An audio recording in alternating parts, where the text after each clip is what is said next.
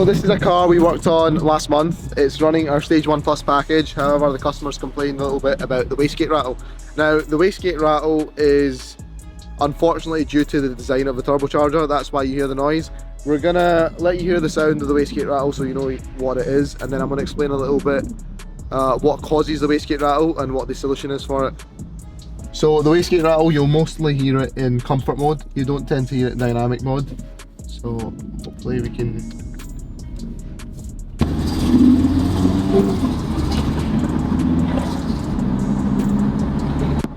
I don't know if you can hear that. It's the metallic tinny noise off the exhaust that you can hear as you're accelerating.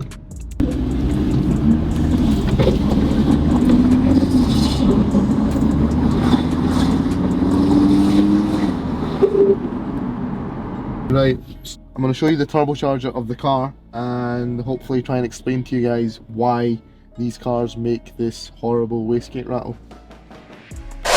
So guys, what I've got here today, I've got two different turbochargers. One's from the facelift RS3, one's from the pre-facelift RS3. And as we all already know, the pre-facelift RS3 doesn't suffer from wastegate rattle. So this is the wastegate on the pre-facelift RS3.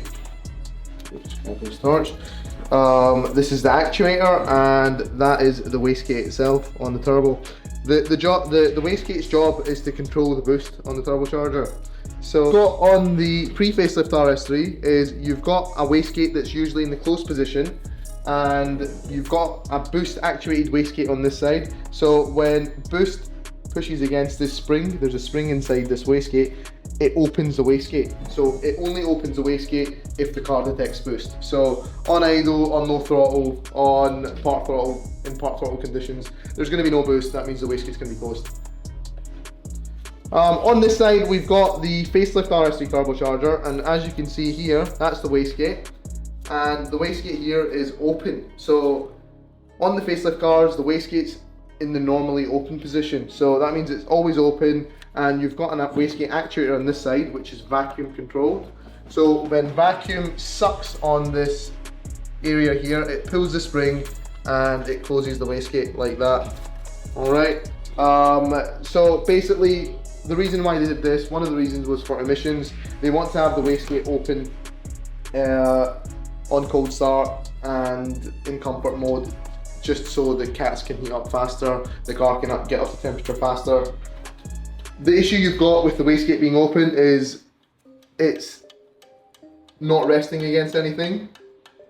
So I don't know if you can hear that, but that's the wastegate rattle there. What happens is the exhaust gases are coming out of this hole behind the wastegate, and they're bouncing off, they're pulsing off of the wastegate, and you get the wastegate rattle. This is happening obviously multiple times a second even.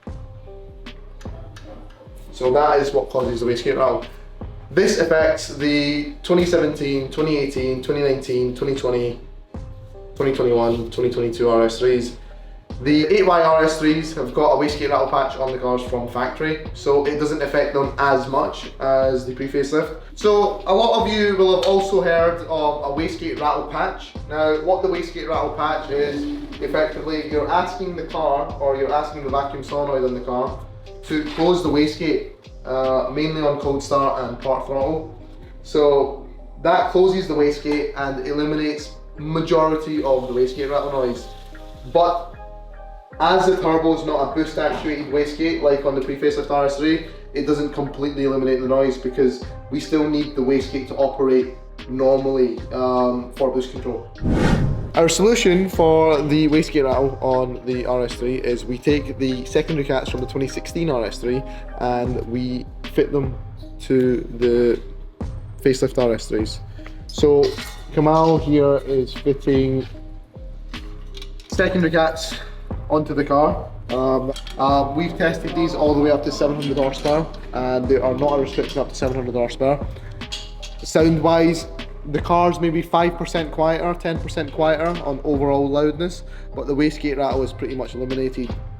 They also pass MOT, which is a big plus. So your car's over 3 years old, you put it in for MOT, if it's got these on it, it's going to pass MOT. So yeah, this is the solution that we go for on cars or clients that kind of can't deal with the wastegate rattle. A couple of other things influence the wastegate rattle as well. So usually if you've got a Miltech downpipe, the wastegate rattle is worse than, say, if you've got, for example, like a Wagoner downpipe or a Scorpion downpipe. The reason for that being is the older style of Miltech downpipe, the design coming off the turbo isn't that great.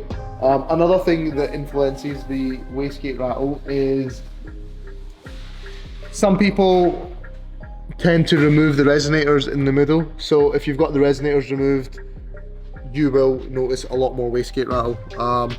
Another thing, we get asked a lot, do you patch the wastegate rattle in the software? Yes, we do. We do apply a wastegate rattle patch in the software, but as it's a hardware flaw, and it's not so much a flaw, but it's just because of the way the turbo has been designed. You can only patch it in the software approximately 90%, so you're still left with the 10%. And if you, for example, remove the resonators, or if you fit a downpipe that doesn't resonate too well with the car, you will notice more wastegate rattle. Our downpipes are designed to minimise the wastegate rattle as much as possible. But again, if you remove the resonators, you're going to get a lot more wastegate rattle than a usual car. So yeah, we're fitting the 2016 secondary cats onto this car. It'll still have the primary decat. Power wise, it's going to not lose any horsepower, to be honest. We've tested these back to back. These are the equivalent of 300 cell sports cats. So they are really well flowing. So flow wise, they don't become an issue. We've tested them all the way up to 700 horsepower. They don't lose much power. They don't cause a cost. The primary decat remains. So you've got the primary decat, and then all you've got is the two secondary cats down here. So hopefully this will kind of pretty much eliminate the noise. If you guys have any questions about the wastegate rattle or anything to do with the exhaust system on an RS3, drop a comment down in the comment section below. I'll be happy to answer it for you.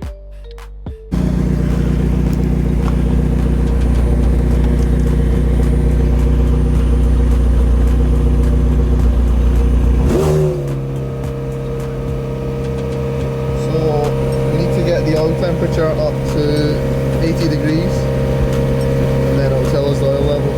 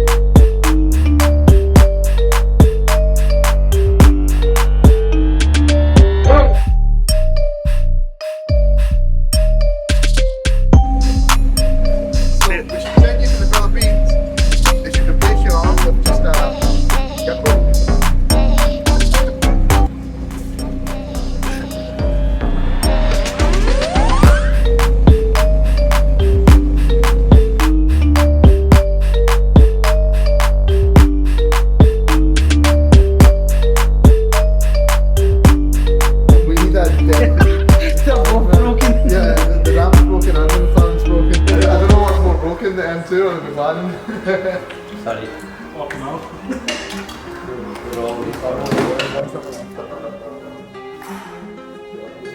Can't do this one.